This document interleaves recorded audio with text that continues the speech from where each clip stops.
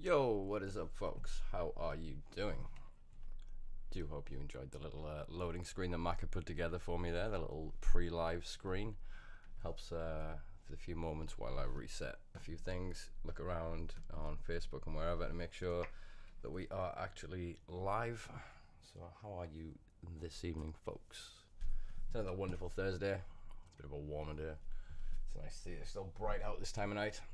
Enjoying some lovely London pound Skittles from Budsie's Best. As you can probably tell by the empty bag. I've gone through a little bit of that already. I just realised my chats are not on. 2 seconds.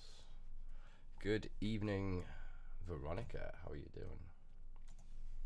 Tried to make the comment box a bit bigger for this live compared to previous lives. Oh, right, there it is, multi-stream. And that should refresh itself at some point. Sweet. Anyway, folks, I hope you are doing well. Like I said, we have a little bit of different bits of graphics and stuff on the screen that you'll be able to see this time around.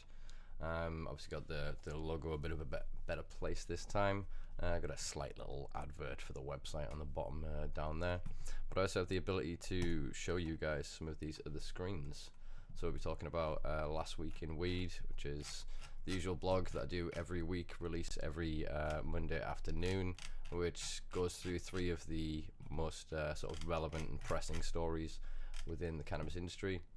And obviously be able to spam you guys with this podcast. Obviously available as well on thesimplelife.com.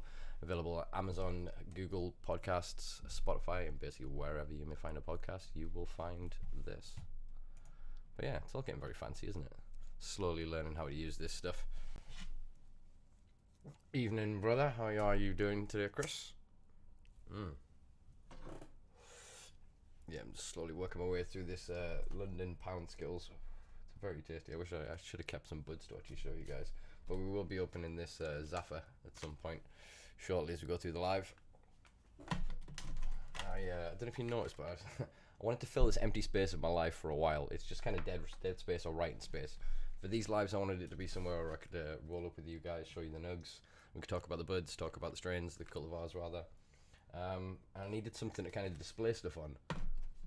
Oh, look what I found. Just so happens to be some hempcrete and a hemp thermal block. So that's pressed dried cannabis fibrous material, and it burns like a thermal insulated block. Brilliant stuff. And that's then I'd call it cancrete, I think is the better name for it. But it's hempcrete, I suppose, is the brand name of it, in the same way that, what is it, all jacuzzis are hot tubs, but not all hot tubs are jacuzzis. I think the same is true with Hoover, isn't it? Because a Hoover's not a Hoover, it's a vacuum cleaner. It's weird how we co-opt and take on brands like that. Evening, Kate. How you doing, Kev? Yo, Nanny, how are you keeping, brother? What do you think of the new little graphics, the new little sort of stuff we got going on? I did expect that box to be a bit higher. I don't know if I can actually adjust it while we're live. I don't know whether I'll fuck too many things up doing that. But yeah, as I said, I wanted to use these other scenes to be able to show you this stuff. I wish I could actually show you what I've spent the day doing. The reason I'm cranking my neck is I've built a little shelf above my old monitor, and I've put another monitor on, so these are multi-stacked, so I can control this other screen while I'm chatting to you fine folks.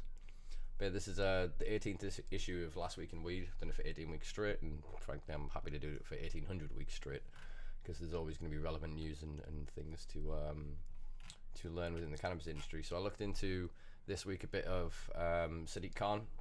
Obviously he is the current Lord Mayor of London, and he is seeking re-election.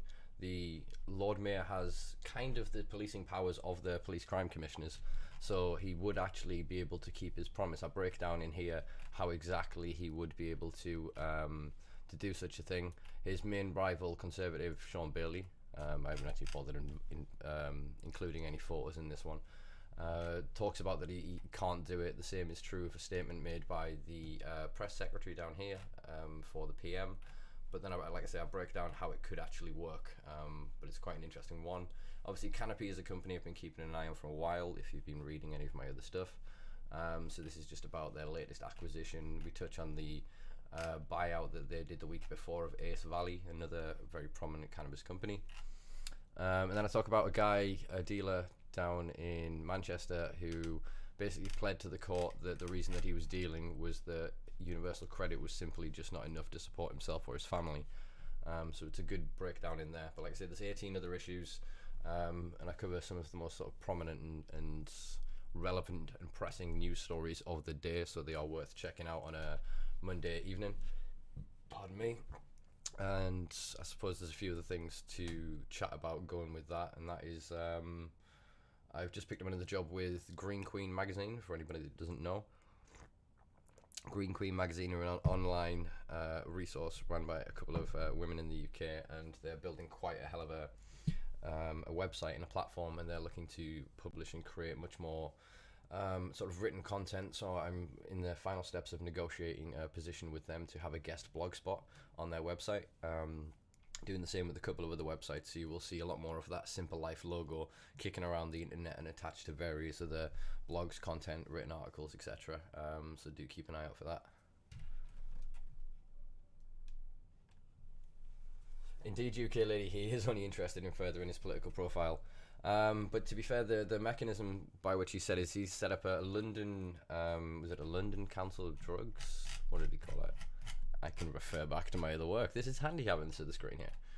Although it means I'm going to end up staring at the screen rather than trying to stare at the camera and look at you fine folk.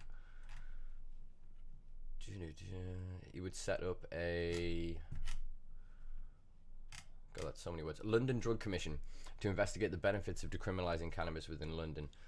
He said that he would adopt the recommendations if they said decriminalisation. So technically he's not really rallying or pushing for anything. He did get some pushback off Keir Starmer, who is the current leader of the Labour Party and the main opposition in British politics.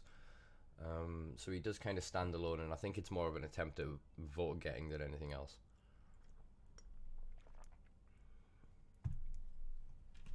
Please do, Kev, feel free to share. Please feel free to share. This is a whole new sort of platform and a new idea, and I'm trying to get back to sort of the format that I used to do, that quite a few of you will know me for from many years ago. Obviously, I'm not quite as angry and agitated. I'm probably slightly more articulate, just as passionate. I've recognised that I don't have to probably shout so much. So I'm just slowly sort of rebuilding and sort of reshaping and remoulding the old way that I used to do these lives and try and incorporate you guys a hell of a lot more. Hence the reason on that side of the screen you can see all of the comments from the various feeds from Twitch, from YouTube, and from Facebook. So I really want to create a space for us to just have a dialogue and a good interaction, and just weekly have this chat where we can catch up and shoot the shit and touch base on everything that's kind of gone down. Like I said, with the various projects that I'm working on other websites, I'm trying to get nuanced sort of conversations and discussions around very specific topics on relevant sites, so that they're hitting key demographics, they're hitting key audiences, so that rather than taking sort of a broad spectrum approach at a lot of the community or the already existing culture, I'm trying to get into people that still look at us as druggies, that would still think of us as wrong-uns for the smell of weed, you know what I mean?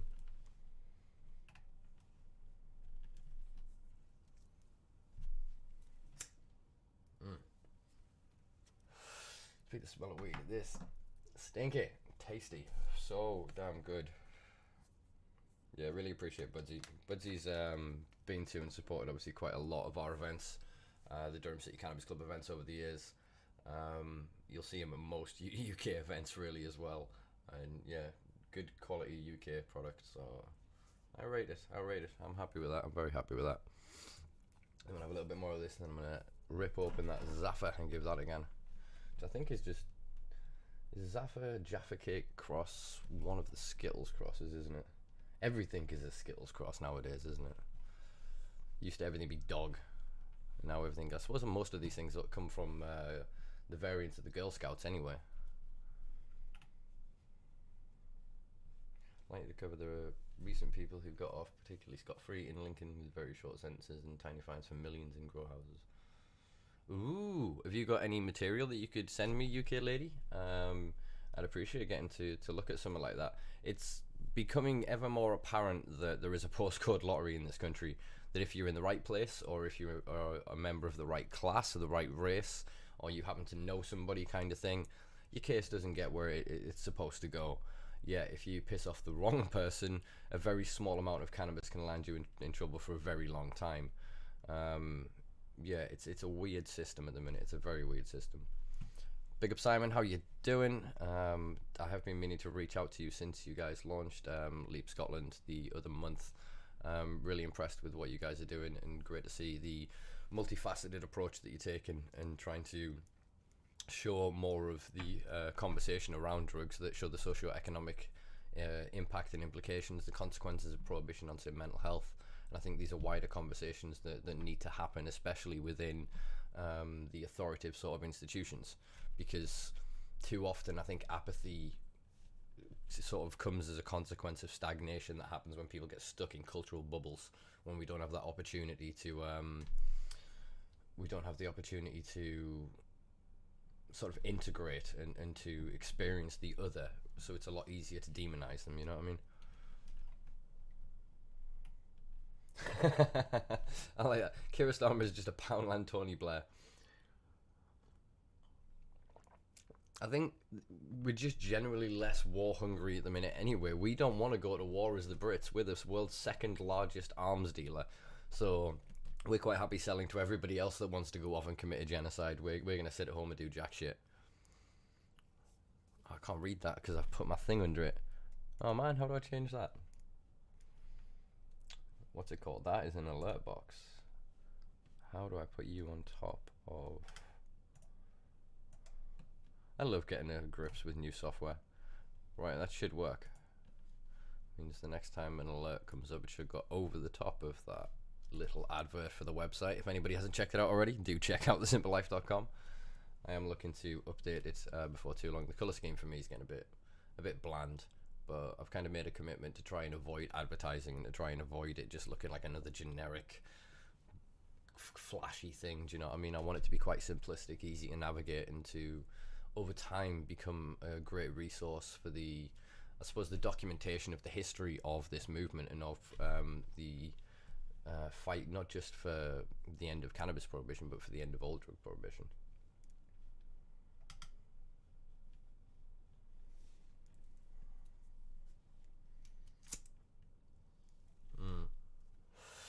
Unfortunate that it's the is it Upton Sinclair, I think I know is the guy, but I'm going to butcher his quote about you can't expect a man to understand something if his salary is basically you can't expect a man to understand something if his salary depends on him not understanding it. And I think that's where a lot of the people in the higher echelons of power get to, is that they kind of get there because they don't question a lot of things. They're allowed to arrive because people put them kind of there, and then it's kind of like the mafia thing, or the old sort of implication of the mafia does a favor for you, and then one day they'll come a calling, and it's the same sort of thing.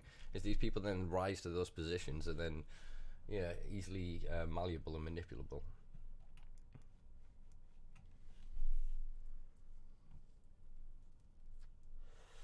Please do, UK lady, please do.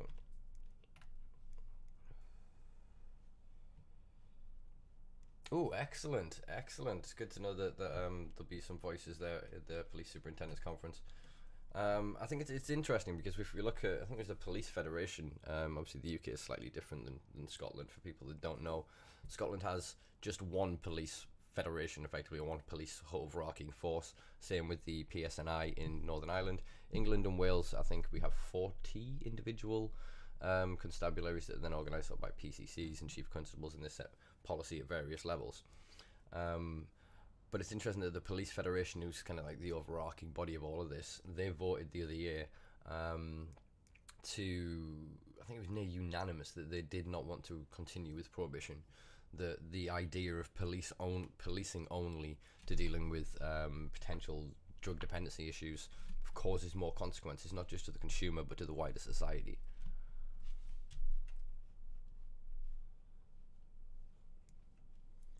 GF Spurs asking, what do I think of CBD flower and do I use it myself? I do indeed. When I typically tend to grow as part of collectives and other gardens and whatnot, we try to have diverse profiles of cannabinoids, and I do enjoy quite a few of the, I suppose it's going to sound weird, the cannabis down CBD rather than the hemp up CBD. So what I mean by that is when you've taken a traditional, what we consider a cannabis strain rather than a hemp strain because of that arbitrary 0.3 THC cap. Once you then go over 1% THC or above this, the terpene profile and everything else expands greatly. So if you then have a cannabis strain that's illegal that you then breed the CBD up with, so it's got a higher percentage of THC, so it would then be classified as cannabis, not as hemp, they're pretty damn good. A lot of the industrial strains of hemp that were kind of homogenized and really, really bred down to get rid of the cannabinoids, so it was just for industrious material, those strains, the profile of them in terms of the terpenes and whatever else, they're typically very bland to me and not all that enjoyable, to be honest. But I think the situation in the UK is a joke at the minute. So if you've got a low THC cannabis license, which is what you get because you don't get a hemp license, it doesn't exist, it's a low THC cannabis license, you are only allowed to extract cannabinoids or any of the chemical constituents of the plant from the sticks and stems. The flowers have to be destroyed. So it's a very frustrating situation for a lot of the people to be in, because it's not just the UK. A lot of countries around the world still treat CBD rich cannabis the same as they would treat THC rich cannabis, because to them it looks the same, it smells the same, unless you then do spectrometer or other testing to then find out the profile of it. You're not then going to be able to know. And I think that's one of the reasons the industry has kind of faced this kickback from governments. I mean, we had Clara Herb on the podcast recently.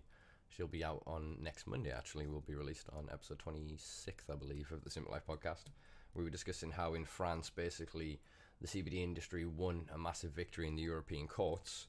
But then this one guy in Paris who knew very little about the industry, about anything else, went, great, I can just sell these CBD-rich cannabis flowers and make a killing, sort of thing. And then he opened up these coffee shops and whatever, and drew such attention to himself and to the industry that the French government just basically and slammed the brakes on. Obviously, they then tried to criminalize CBD again. They ended up back through the courts, which was like the kind of vape court case that went through. So it's the useful, but unfortunately we're kind of in a situation where the only thing that's going to give us CBD flowers is the end of the war on cannabis. And to me, that's descheduling. It's not legalizing or decriminalizing, because then there's still backdoor criminalization. There is still, if we decriminalize, we leave the market entirely unregulated. If we legalize, we overly regulate it, so we actually leave out the millions of people who built this industry, the people who today are providing brands, who are growing products, who are creating an industry that are providing jobs in industry in the face of decades of ignorance. Hope that answered your question.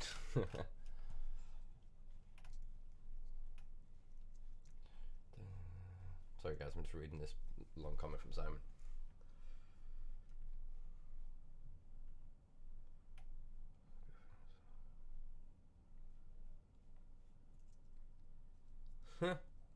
Over 10 years ago, Simon. Wow. Yeah, if you look to the I suppose the minutes of private meetings, or if you were able to see some of the sort of the videos or recordings that were made of these private meetings of authoritative institutions, they've been quietly saying this for decades.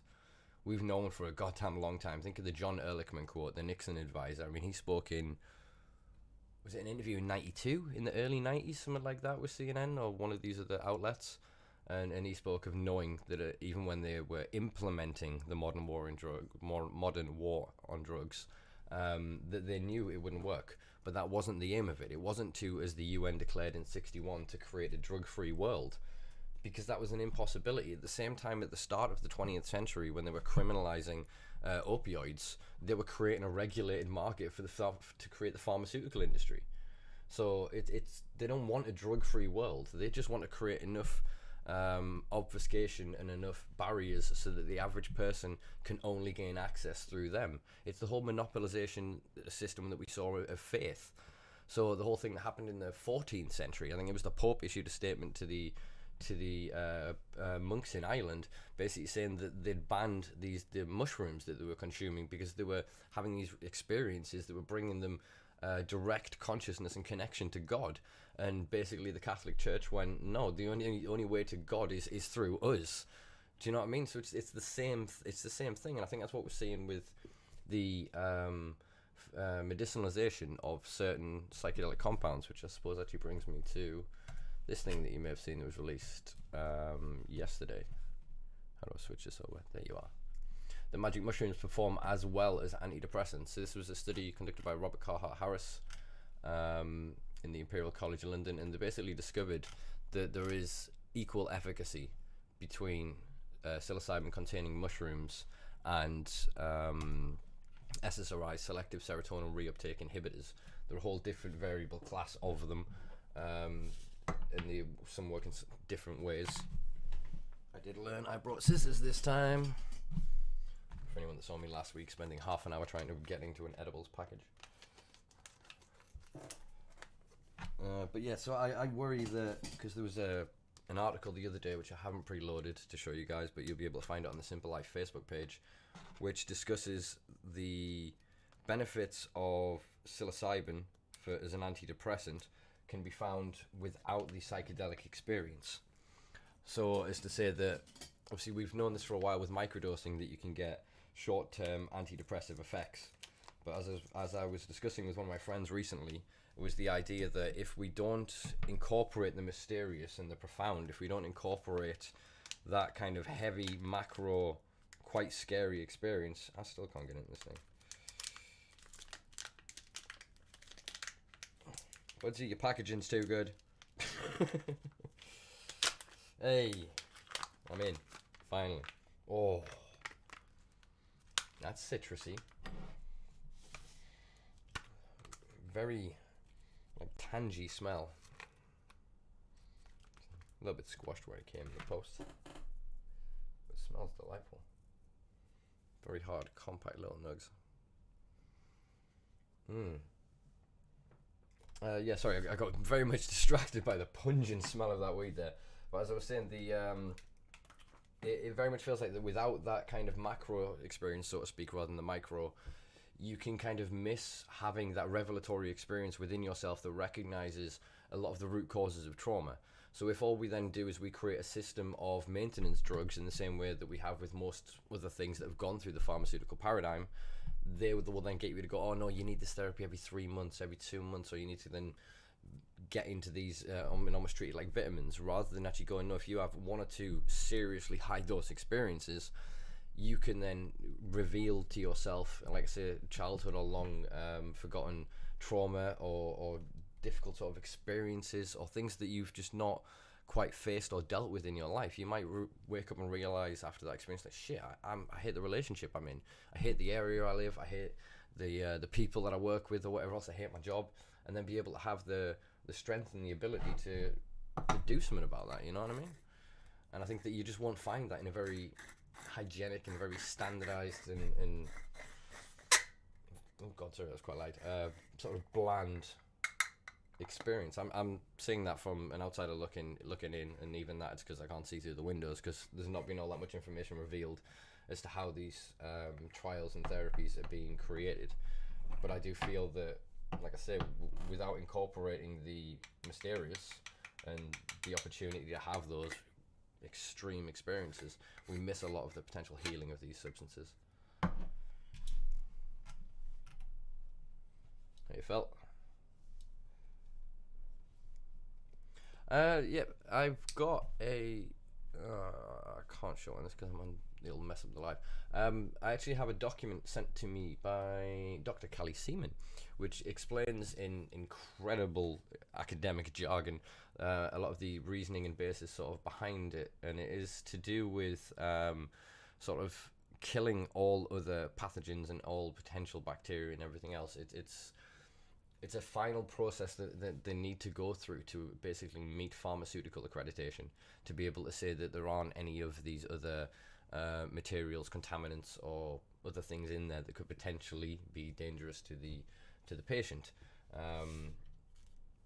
But in terms of what I think about it, I'll tell you this anecdote. 10 years ago, I threw out my microwave. There's enough. I mean, I think, look at the technology that's just pointed at me now. You know, with smart meters and everything else, we know that there is enough radio waves, there's enough sort of things going through the air that it's got to do. I don't know for the science, but I mean, it's got to be. It's got to be not good. It's got to be not good. This is where I get bombarded with emails going 5G, 5G. It's like, that's not what I said. That's not what I said. It smells absolutely delightful. Any news on the potential upcoming July thing? Not really. We're keeping quiet right now. We're still watching the news to determine sort of the scale and scope of the event ultimately. Because as an organisation, we're quite happy to take on the police as we have done in the past 6, 7, 8 events, however many events we went through in 2017 and 18 and 19 as well, actually. But with COVID regulations and potential like 10k fines and all the rest of it, as an organisation, we cannot absorb that kind of financial loss. So at the minute, we are just not too interested in putting ourselves that much at risk. Do you know what I mean? It's not worth it. So we're waiting for obviously the 21st of June to pass, because then that should be, fingers crossed, the end of social distance regulations, which means even though the COVID regulations I think stay in place until October, I think it is now, it means that we should be able to get away with doing a few things. I mean, the protest element we can still get away with. That's how we got away with things in the past, is the events that we held were in homage to Vivian McPeak, the organizer of Hempfest, the world's oldest and largest cannabis event in Seattle, Washington. We call it a protestable. So it's like a mashup of a protest and a festival. So it kind of gives us enough sort of legal wiggle room that we can kind of argue our point with council and with sort of police, and hell, with courts if they ever wanted to take it that far. But for now, no. Keep glued to the DCCC pages, the Durham City Cannabis Club, Instagram and Facebook for more details.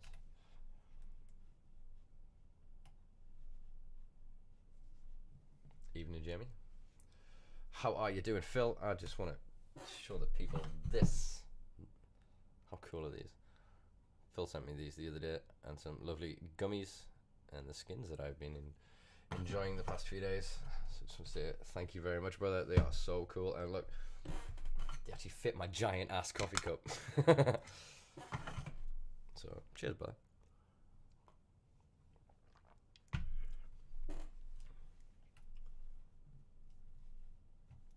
Yeah, Phil saying Harry J. Slinger said that one cannabis joint would make you kill your brother. It's quite interesting. If you read Johan Hari's book, Chasing the Scream, he talks about Harry J. Slinger in quite a lot of detail, and he speaks of him before he took on the role of the federal drugs, whatever it was, the precursor to what ultimately became the DEA. And until they had an issue with funding, he saw cannabis or marijuana as being very benign, that there was no real risk, there was no real reason to target it, and that it wasn't really sort of detrimental or dangerous. It wasn't until he basically faced being obsolete and his job and his role being sort of slashed that they suddenly needed this new demon. And then with being able to pair that with another one of his sort of what's the word, sort of desire, and one of his sort of his inevitable actions anyway is racism, then yeah, he was able to popularize the term marijuana with a J rather than a H, because if you actually look at the 1937 marijuana stamp tax, that is actually spelled with a H, the correct spelling. The J became just a common colloquial term. It then became a term in and of itself through use in society, and then the J just replaced the H, and that's where we are today.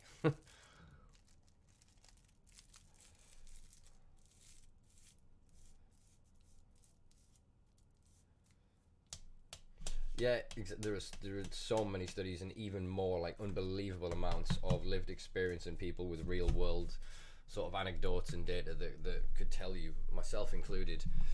I believe that everything is abuse. We were seeing this with ketamine, even though there's a great deal of the recreational drug consumer culture hates on ketamine. Yet it's the same as anything else. It's the same way the cannabis community hates on, say, heroin users. Yeah, there is, air quotes, recreational or just adult consumers of all substances. In fact, again, if you go back to the Global Drugs Survey, they pull out meta-analysis that says somewhere between 10 to 15% of people that use all drugs will develop dependency issues. The vast majority, the rest of them, the 85 to 90%, will do so without real serious consequences to their lives. In other words, that if they were risking relationships or loss of job or whatever, they would be able to ground themselves in their life without then choosing the substance over that. Whereas then when the substance fits like hand in glove over a trauma, then it becomes very, very difficult. I mean, there is the ACE scale that the psychiatrists point to that says that if you have so many of these negative sort of events through development, then you are exponentially more likely to end up finding this mechanism of kind of hand in glove. This is why I think psychiatric interventions are far more important, but they need to be taken kind of with a grain of salt. Rather than trying to pathologize, we need to try and understand. We need to try and recognize that this kind of isn't right, and the way a lot of us live is antithetical to our instincts, into the entirety of our ancestry that has led us here today. So when we look around, oh my god, it smells amazing. So when we look around and we see all these concrete cages, these I was gonna say asphalt paved roads. What the hell do we call it in the UK? Tarmac fucking paved roads. The things that we do and the way that we live our lives now, we're so stationary and we're so inactive and we're so disconnected from nature and we're disconnected from each other. I mean, I'm talking to nearly 20 years now, and yet I can't see you. I can't feel you. I'm not aware of you per se, other than the comments that are coming up on the screen.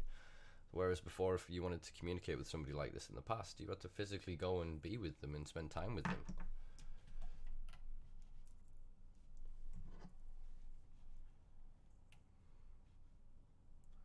Exactly right, Simon. That is exactly right. Right, actually, I wonder if I can pull this up while we're chatting. What's his name? John Lickman.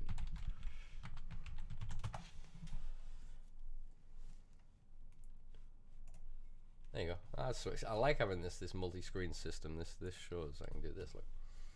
How are we gonna be? There you go.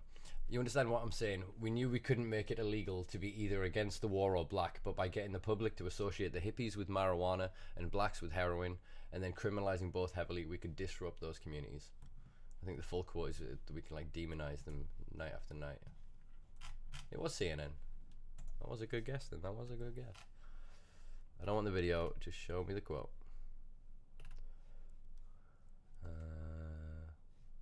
There you go. We could arrest their leaders, raid their homes, break up their meetings, and vilify them night after night on the evening news. Did we know we were lying about drugs? Of course we did. Ooh. So yeah, so it's not even about, there's obviously a strong root and foundation of racism within the war on drugs, but the war on drugs has then morphed to be a tool for authoritative figures to be able to disenfranchise and attack elements of society or classes or certain religious groups or ethnicities that they want to disenfranchise and disconnect from society. And so they then overly police them, and then the more you look, the more you'll find of drugs, because fuck, people like to take drugs, guys. That's a no-brainer as far as I'm concerned. We see that every day. I mean, Jesus, did you see the way people reacted when we opened the pubs on Monday?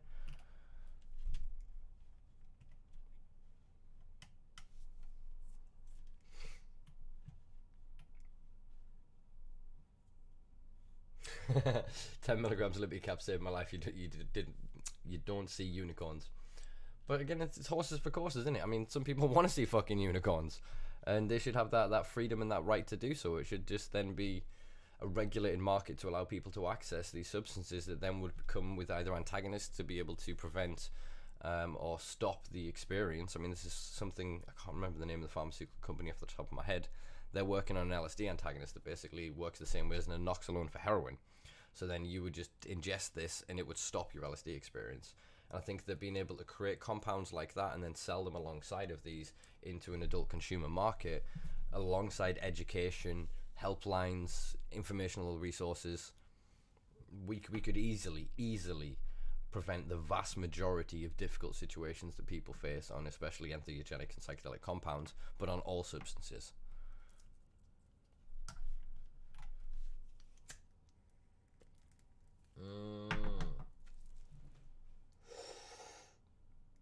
Oh,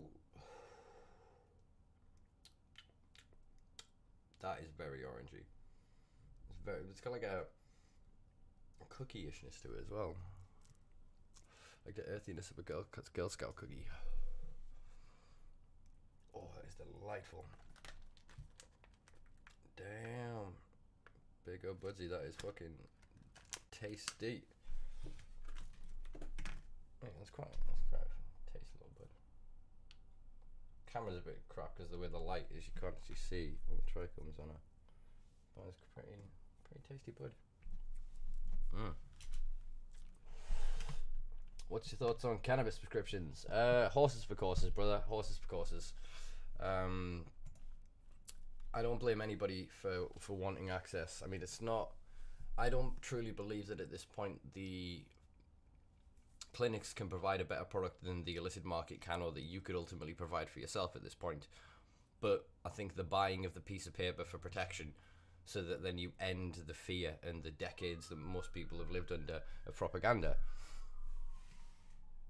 and fear. So I mean, even that still got me twitchy. I live on a main road where the police station's at the bottom, so obviously I hear that every goddamn day. But still, that sometimes I go, oh. Whereas I can then see if people are offered this idea of, when actually you give us a bit of money, here's a magic piece of paper. If they come bothering you, they'll leave you alone. So I Can Card has sold 20 fucking thousand cards apparently, because people want to end the fear. They'll even take an inferior product if it means that they'll be given that little bit of protection, that little piece of paper, that little card, that whatever it is, that means that they can walk around with confidence. They can then take on and adopt that narrative, going, oh, I consume medical cannabis now, and I'm a medical cannabis consumer. And then they become a good little advert, a mobile advert for the medical cannabis industrial complex that's developing and enveloping all of the cannabis industry. And I don't blame anybody for choosing to get a prescription. I know a hell of a lot of people now that have gone through the prescription route. Most of them not so overly happy with the product, but are happy to continue on with what they're doing for that protection, or because they have then faced criminalization because they've been caught driving, caught in possession, caught cultivating, whatever, can then use this as part of their defense. But it's a shit system that we're in, because if we're able to then recognize the therapeutic benefits of cannabis, why the hell is that any different to something that's then going to get delivered to your house via DPD from some clinic that's imported from Portugal, who's then got it grown from Canada?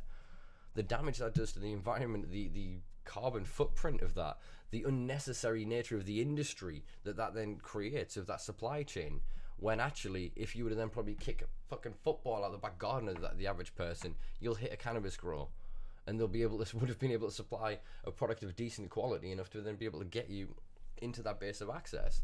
That is already there. The infrastructure is already there. It just needs legitimizing and bringing up. Rather than us bringing in and gentrifying and whitewashing this industry, go to the tens of thousands of dealers that run this country, that have ran this country for decades. Do you know what I mean? These are the people who need first dibs at this. They know how to run an industry. They know how to create brand loyalty. They know how to standardize a product. They know how to develop a customer base. We've seen it time and time again around the world, of major institutions going bust because they're throwing money hand over fist, but they don't know the market they're trying to sell to. But yeah, ultimately I don't begrudge anybody for choosing if that's the route they wanted to take, because I can understand it. It's horrible to live under the constant fear of this. I mean, I think I've spoke before of the idea of the panopticon, of the sort of like a 360 prison, and it changes the mentality and the way in which the prisoners would operate if they assumed that the guards would always be viewing them, and that there'd always be that chance that they would be caught and that they would get punished for whatever it is that they were doing, no matter how large or small the infraction. And I think that is then true of us. We like internalize this paranoia and this kind of fear, and it starts to erode us, and it makes a lot of us quite small. And I don't mean that in a derogatory way. I mean in the sense that we live small and quiet because we don't want to risk, sticking our head above the parapet and somebody coming and searching our house or searching our car or stopping us and looking in our pockets at any given time. So I think this mechanism denies us the opportunity to truly participate in society. And it's one of the things I've spoken of many times before, is that I feel the end of the war on drugs allows millions of people to suddenly be free to be their weird and wonderful selves. And I think we would all benefit from that. Truly, we would.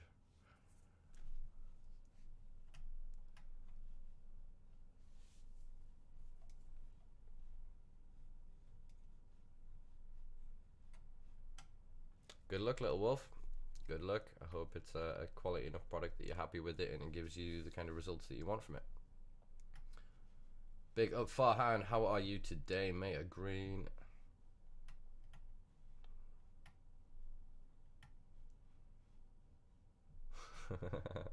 I'm looking forward to hearing some updates from your case there, Phil, as to see what's going down. We really do misuse everything. It's hard to find balance with things. I mean, I think it was a Charlie Chaplin, no, Oscar Wilde quote. Is it everything in moderation, including moderation? It's good to see you lot interacting with each other. Yeah, ketamine is a very much a set and setting substance.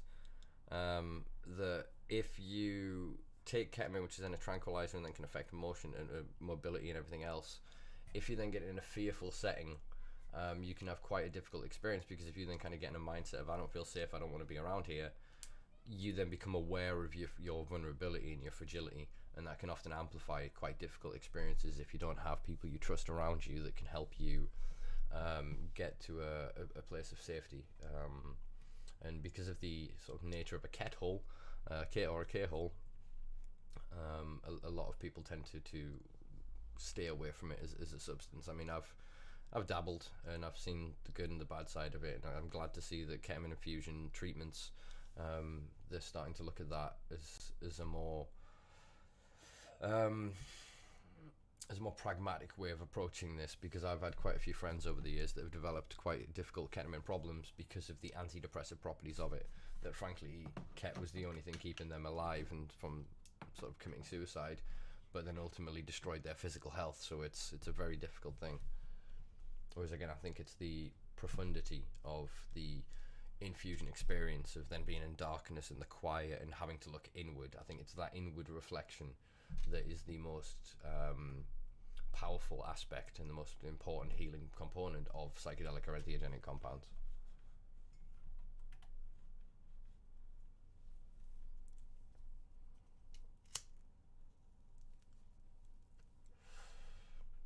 That would be an interesting way of doing it then, Phil. Yeah, exactly. If you then applied for a prescription and you then took it into court, and as you had the prescription, you would be legally allowed to consume within reason and in certain, as long as you follow other rules, you could then, really draw attention and highlight the absurdity of what's going on, because then it shows that one of the questions that you've answered, that they don't have control. Clearly, if you've been able to go away and get it while they're still trying to figure out evidence for their charges against you.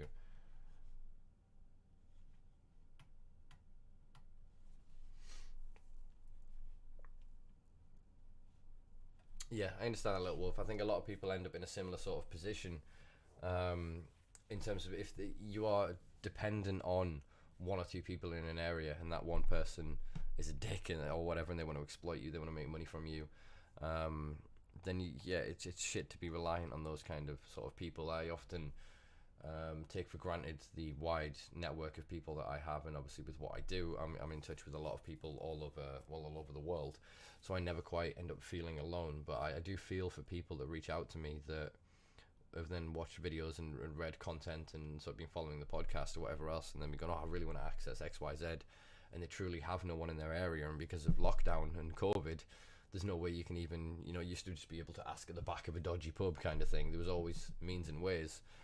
And I understand then a lot of people in their sort of 40s, 50s, whatever, then don't want to approach some young'un with a hoodie on a street corner who's then going to be talking at them in a parlance that they're just not going to understand. The language, their posturing, their gesturing, everything, I suppose, will come across intimidating to them, because they don't, it's a novel culture and experience to them. They've not met these people before, and it's suddenly so juxtaposed with their daily reality, you know what I mean?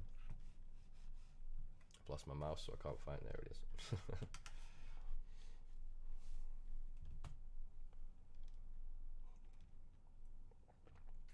Fucking right, little wolf. I'm glad that you're hopefully then, like I said, tomorrow getting this prescription that'll then give you that legal route of access to avoid those kind of situations and being put in those kind of positions, which again are a consequence of prohibition. And this is the thing that needs to be sort of brought to light again, to shout out that article that I was talking about on last week in Weed on the simpalife.com. We talked about Sean Bailey, who is the Conservative candidate for Lord Mayor of London. What's his quote? Cannabis is a gateway drug. Legalizing it won't fix our crime epidemic or save lives. In fact, it will compound it in so many of the it will compound so many of the problems we already face. I've seen firsthand the misery that drugs cause. I was a youth worker for 20 years, and I know that no one ever turned their lives around while still on drugs. More personally, my brother suffered from addiction issues. In the end, those issues took his life. Legalizing cannabis would have done nothing for him, which is just a load of shit. So obviously, first of all, gateway theory, long since disproved. Obviously, you could then talk about, say, exposure theory or something like that, but gateway theory, just straight up bullshit. Actually, if we were to, even if legalized under a Canadian style sort of model, you would then create more impediment for the gangs that are then running the larger grow operations within the UK. So that would actually help greatly with this. It would help with county lines and various other things. So it would then reduce the regulation of the cannabis industry from kids in parks, effectively, to actual businesses and clubs, dispensaries, etc. Whatever model would be then chosen. So that would then save lives from obviously what we're seeing at the minute, which is a lot of sort of county lines action leading to young'uns stabbing each other up because they're selling a bit of weed in the wrong postcode. Compound so many of the problems. That's just not true. The way he speaks of the first-hand misery of the drugs cause as a social worker, to me, is the emblematic of something that we see in a lot of public life, is that they see the consequences of neoliberalistic politics, and because they can't go, oh shit, we're the bad guys and it's us and it's a consequence of the environment we've created, they have to be able to blame, well, it used to be eugenics. It used to just go, well, they're just inferior. Do you know what I mean? It's just, it's something that we're not born of the right heritage, born of the right blood, all of that kind of bullshit. And now it's then gone in and metastasized and mutated through until we're at the point of the war on drugs.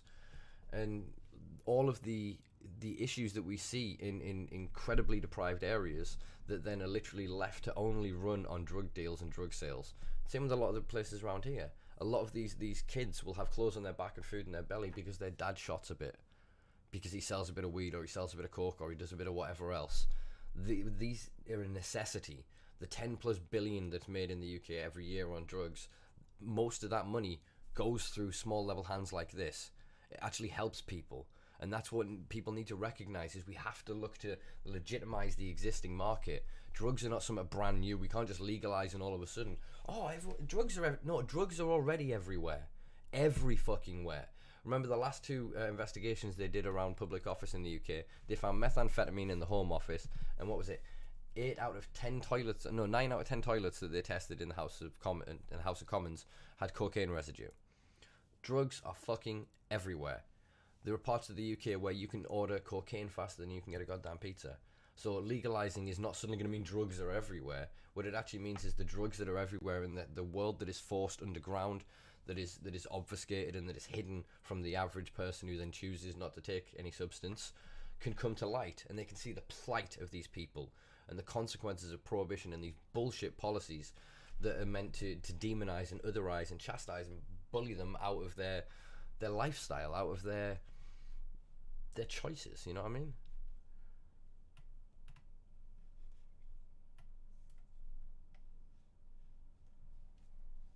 Yeah, it's interesting. There was a thing came out the other day of saying that, was it 2019 was the last statistics we've got, but it estimates that globally the rest of the global players reckon that the UK produced 320 tons of cannabis, which is, yeah, astro-fucking-nomical when you really think about it. But then obviously when Northern Leaf get going, that's going to expand quite a hell of a lot. You think we've done that with one legal licensed producer? Can you imagine how much we'd be able to produce if we opened the market and allowed everyone an opportunity? I means we wouldn't have to fucking sell it abroad to be imported back by the clinics. Crazy, fucking crazy.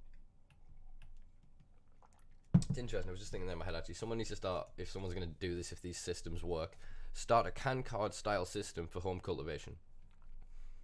That going, your doctors, you'd qualify for air quotes medical cannabis, so then therefore you should be able to then cultivate the fucking thing. It's the same thing. Cultivation and access of the legal market. Actually, home cultivation is then less of a support of the pre-existing criminal network, because you don't know where that money goes within that. Even if it's, unless it's your mate Dave from down the road, and Dave grows in his loft and he literally grows it and sells to you, or he sells to a few sort of people, then you've got that accountability, traceability. But if you're buying off syndicates and off groups, you're buying from monocrops, huge crops grown in vast warehouses and other locations, and they typically will have human trafficking and slavery sort of implications as part of their production and their trade. So this is why, again, if you take responsibility for your own need, you're not involving yourself with the criminal marketplace. You're not financing anything, potentially financing anything else nefarious. You know what I mean? Oh, I've lost my mouse again. Evening, Lawrence. Evening, stay low. How are we doing here? Anything happen for 420? No, that's something actually written here. Any of you guys, what you're doing for 420? Oh, sorry. So we're actually not doing anything with Durham City Cannabis Club. I'll be doing a live event. Actually preloaded that as well. I'm getting pretty good at this live shit. Check this out. Boom. So I'll be speaking on a guest panel for the Green Party at 7 p.m. It's a free event via Eventbrite. So you register, get your tickets now. It'll take place 7 till 8:30 on 420 night. And basically the topic is Beyond the Law and Stigma, a grown-up conversation about cannabis. So the guest speakers are the PCC candidate, the Green PCC candidate, Cleo Lake for Avon and Somerset. So very interesting, especially everything that's been going on with the protests and everything down there with the Kill the Bill protests. You've got a palliative care physician, Sunil. Really looking forward to seeing what he's kind of got to deliver with this, because you don't really hear a lot with cannabis in palliative care, or anywhere near as much as should be discussed. We end up talking far more in pediatrics and things like that for epilepsy, etc. Nathaniel Loxley, founder of Vitality, was also one of the original directors of the British Hemp Alliance. Is one of the directors of British Hemp Alliance. Uwandi,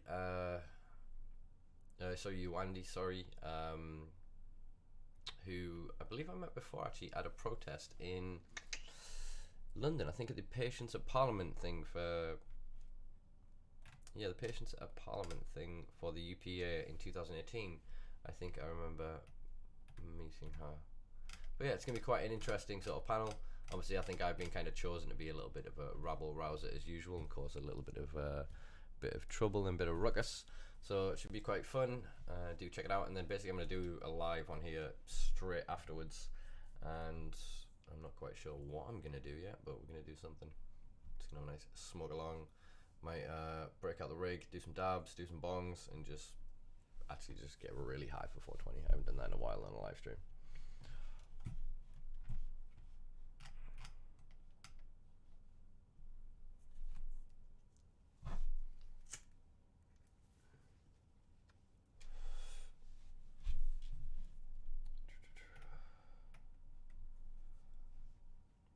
Jeff, I suppose in a lot of ways the reasons that the politicians are speaking in the way that they're speaking is they've got to toe the party line, so the kind of the whip removed from party politics in the UK. So if you don't say the things that the party's saying, you've got to fucking say they remove the whip, which basically removes your ability to act in your position. So they've got fear of reprisal from that. You've then got to consider things like Jacob Rees-Mogg's financial interests, Theresa May's financial interests, Victoria Atkins' financial interests, and various other sitting MPs and where their money sits. They're not going to want to create a free-for-all when they're invested in a certain bunch of people who are in part of a pay-to-play Ponzi scheme, effectively, are seeking to be the gatekeepers of this new industry.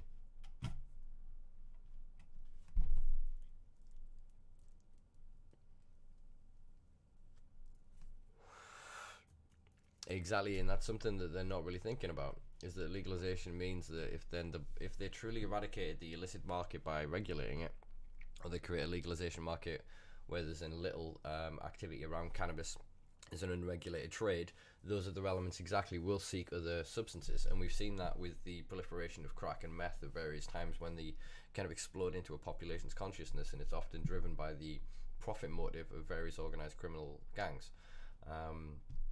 So yeah, the best way to then target that is you have to fucking legalize it.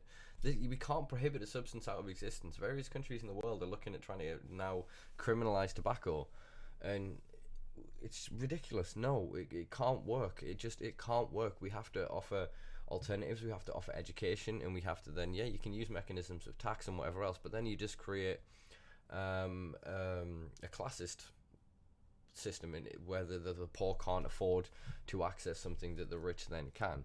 So it's a very hard conversation, but I think it all comes down to a conversation that we need to have collectively as a species, and that's, when are you an adult? When are you truly responsible? Because if you're truly responsible and you're allowed to climb a fucking mountain and risk dying and becoming a checkpoint for people climbing the mountain for the next 100 years, or scuba dive down, or fucking jump out of a plane or whatever else, why the hell can't I risk fucking my brain up with some acid one night? Why can't we risk, collective consumption of DMT in the woods with a load of people or whatever else?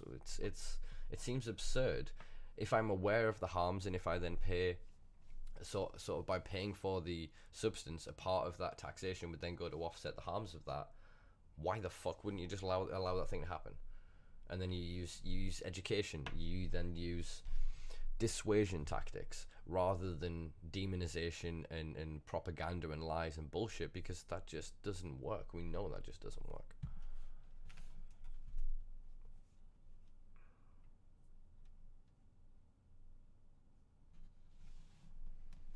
Yeah, Lawrence, reefer madness is building up massively again in Washington, Colorado, and a few other places where they're trying to cap the THC levels and the other cannabinoid levels and concentrates down to like 30% or 50% respectively to each state, based on this idea of like skunk psychosis, we call it over here, but of cannabis induced psychosis, and cannabis basically being blamed for a lot of fucking things that it's probably not altogether responsible for, but as has been its history and as will continue to be its future until more and more is known. I mean, recent research has come out of the past few days that suggests that the limitations that we have on cannabis for driving are just fucking ridiculous. They are truly, truly ridiculous. They are not based in science. They're based on this idea that, okay, if cannabis is like alcohol, and the more you drink of alcohol, the worse you're gonna get behind the wheel. The same must be true of cannabis, and therefore if you have over an arbitrary amount, you shouldn't be on the road. But because of the multifaceted nature of cannabis, the varying nature of our endocannabinoid system, and so many millions of other variables, including like how you've eaten, how you've slept, etc., will play more of a part in it than it's just not as black and white as, when you're drunk you can't drive. Do you know what I mean? It's not the same sort of substance, and it's not the same at all. It's just not. But I don't have to tell you guys about that. Anyway, that has been an hour. I've enjoyed waffling on to you folks. I've enjoyed this Zaffa. Big shout out to Budgie for the London Pound Skittles and for the Zaffa. Tasty. You know where to find the man. Enjoy your evening. Enjoy the rest of your week. Hopefully by next week I'll be a little less ummy. I'm only ummy because I haven't really got Macca to bounce off. Normally I've got somebody else that, whenever my brain goes, I need to think, I kind of look at Macca and he goes, I've got a question and a point. But I'm slowly getting back to this, folks. We'll figure it out together. Anyway, let me know any comments, what you think about the new system of setup. I'm looking into getting a little gift made as well, so a little weed leaf will come up instead of that little zombie guy. And I'm going to keep making changes as we go. But as always, thank you for stopping by. Thank you for watching this whenever you're watching it. Please do give it a like, share, and a subscribe on whatever platform you are on. Thank you to the one hardcore person that has stayed with us all night on Twitch. Thank you very much. If you enjoyed this and you've got a little bit of extra pocket money, do check us out on Patreon, patreon.com/Simpa Life. Right, folks, I will see you later.